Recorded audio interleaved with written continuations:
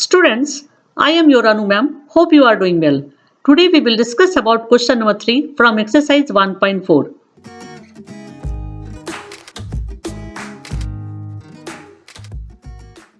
Question is the following real numbers have decimal expansions as given below. In each case, decide whether they are rational or not. If they are rational and of the form of P upon Q, what can you say about the prime factors of Q? And these are the decimal expansions of real number. इस question में कह रहा है कि यहाँ जो decimal expansions दिए हुए हैं वो रेशनल नंबर है या नहीं है, और यदि रेशनल नंबर है और साथ में P अपॉन Q के फॉर्म में है तो Q के प्राइम फैक्टर्स के बारे में आप क्या कह सकते हैं। ये क्वेश्चन बहुत इजी है और कॉन्सेप्ट बेस्ड क्वेश्चन है। अक्सर ये 1 मार्क के क्वेश्चन में बोर्ड एग्जाम में आ जाता है। ओके, तो यदि इस क्वेश्चन के कॉन्सेप्ट को समझ लेते हैं तो चाहे एनसीईआरटी का सेम क्वेश्चन हो या इसके अलावा भी कोई अदर डेसिमल एक्सपेंशन हो तो आप उसे आसानी से बना सकते हैं। तो चलिए हम लोग स्टार्ट करते हैं फर्स्ट क्वेश्चन से। फर्स्ट डेसिमल एक्सपेंशन है 43.123456789। यदि 1 मार्क का क्वेश्चन है तो आप डायरेक्ट इसे 1 सेंटेंस में लिख सकते हैं, लेकिन इसके कॉन्सेप्ट को बताने के लिए मैं थोड़ा एक्सपैंड करके बता रही हूँ। तो हम लोग 43.123456789 के डेसिमल को हटाने के लिए इस फॉर्म में लिख सकते हैं, यानी कि 4312345678 डिवाइडेड बाय 1 के बाद 9 जीरोज। 9 जीरोज इसलिए लगा रहे हैं क्योंकि डेसिमल के बाद 9 डिजिट्स है, जैसा कि हमें दिख रहा है 1 से स्टार्ट होते हुए 9 तक गया है, और फिर 1 के ऊपर जो 9 जीरोज हमने लिखा उसको हम लोग इस तरह से लिख सकते हैं 10 टू द पावर 9, और न्यूमरेटर वाला नंबर सेम होगा जो यहाँ लिखे थे। ओके, अब 10 टू द पावर 9 को 2 multiplied by 5 and whole raise to the power 9 लिख सकते हैं, क्योंकि 10 का फैक्टर होता है 2 एंड 5। अब 2 multiplied by 5 whole raise to the power 9 को इंडिविजुअली भी लिख सकते हैं। अब नेक्स्ट स्टेप हम लोग इस तरह से लिख सकते हैं, यानी कि न्यूमरेटर वाला नंबर सेम होगा लेकिन डिनोमिनेटर में 2 raise to the power 9 multiplied by 5 raise to the power 9 लिख सकते हैं। अब यहाँ हम लोग क्या देख रहे हैं कि जब Q का प्राइम फैक्टराइज किया गया तो वो डिजिट आ रहा है 2 एंड 5। ओके, तो हम लोग इस तरह से लिखेंगे this is in the form of P upon Q and the prime factors of Q are in the term of 2 and 5। So 43.123456789 is terminating और रेशनल। ओके, अब ये कॉन्सेप्ट कहाँ से आया?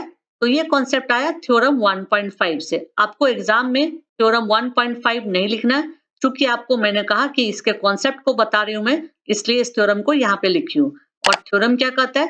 कहता है let x be a rational number whose decimal expansion terminates, जैसा कि यहाँ पर हुआ है, ये टर्मिनेट कर गया है क्योंकि इसके बाद डॉट डॉट करके नहीं लिखा हुआ है। Okay, then x can be expressed in the form of p upon q, जैसा हम लोग ऊपर सॉल्व किए, where p and q are coprime and the prime factorization of q is of the form of 2 raised to the power n and 5 raised to the power m, where n m are non-negative integers। तो इस theorem के according ही हम लोग बताएं कि ये number जो था वो टर्मिनेटिंग है और रेशनल नंबर है। ओके, अब इस थ्योरम में एक वर्ड आया था को प्राइम। अब को प्राइम क्या होता है तो मैं एक बार को प्राइम नंबर्स को भी रिवाइज करवा देती हूँ। Co-prime numbers. Any two successive numbers or integers are always co-prime. For example, 2 and 3 are two prime numbers. Factors of 2 are 1, 2 and factors of 3 are 1, 3. The only common factors is 1 and hence they are co-prime. तो को prime के बारे में क्या बताया जा रहा है कि कोई भी दो सक्सेसिव नंबर को प्राइम हो सकता है। एग्जाम्पल के लिए हम लोग 2 और 3 को लिए थे।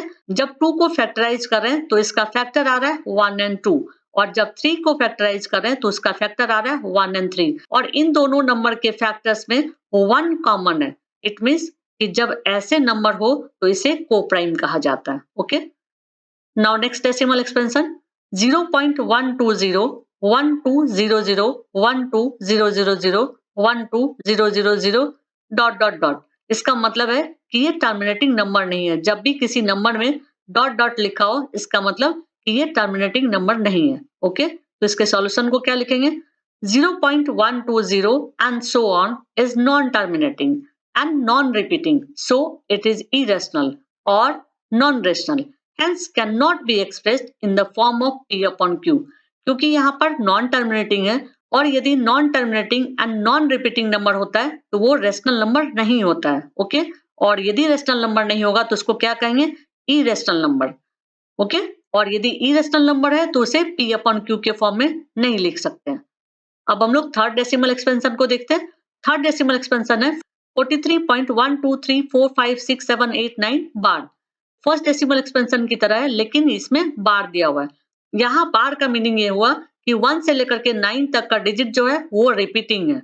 ओके, अब यदि रिपीटिंग नंबर होगा तो क्या होगा, non repeating number irrational number था तो रिपीटिंग नंबर क्या होगा, रेशनल। तो हम लोग इसको क्या लिखेंगे, 43.123456789 बार is non-terminating but repeating, so it would be rational। यदि नॉन टर्मिनेटिंग नंबर हो और रिपीटिंग हो तो वो रेशनल नंबर होगा। अब इन तीनों डेसिमल एक्सपेंशन के कॉन्सेप्ट को मैं बहुत ही शॉर्ट में और थ्योरेटिकल बता देती हूँ, तो आप उसे याद कर लीजिए, तो किसी भी तरह के क्वेश्चन आए आप आराम से उसे सॉल्व कर लेंगे। कॉन्सेप्ट है डेसिमल एक्सपेंशन 2 टाइप्स के होते हैं, टर्मिनेटिंग एंड नॉन टर्मिनेटिंग। जैसा कि हम लोग अभी देखें, टर्मिनेटिंग का एग्जांपल है जो फर्स्ट डेसिमल एक्सपेंशन हम लोग का क्वेश्चन में था वो। ओके, और यदि टर्मिनेटिंग डेसिमल एक्सपेंशन है तो वो क्या कहलाएगा, रेशनल। ओके, अब दूसरा टाइप जो डेसिमल एक्सपेंशन का है वो है नॉन टर्मिनेटिंग। नॉन टर्मिनेटिंग फिर से 2 कैटेगरी में डिवाइड होता है, रिपीटिंग एंड नॉन रिपीटिंग। यदि नॉन टर्मिनेटिंग एंड रिपीटिंग है तो वो रेशनल नंबर होगा। एग्जाम्पल ये है जो हमारा थर्ड डेसिमल एक्सपेंशन था। ओके, अब नॉन टर्मिनेटिंग का जो दूसरा टाइप है वो है नॉन रिपीटिंग। जब नॉन रिपीटिंग होगा तो वो इरेशनल नंबर कहलाएगा। और इसका एग्जांपल हमारे क्वेश्चन का सेकंड पार्ट है। उम्मीद है आप अच्छी तरह से कॉन्सेप्ट को समझ गए होंगे और अब आपको यदि किसी भी तरह का डेसिमल एक्सपेंशन आएगा तो आप आसानी से सॉल्व कर लेंगे। That's it.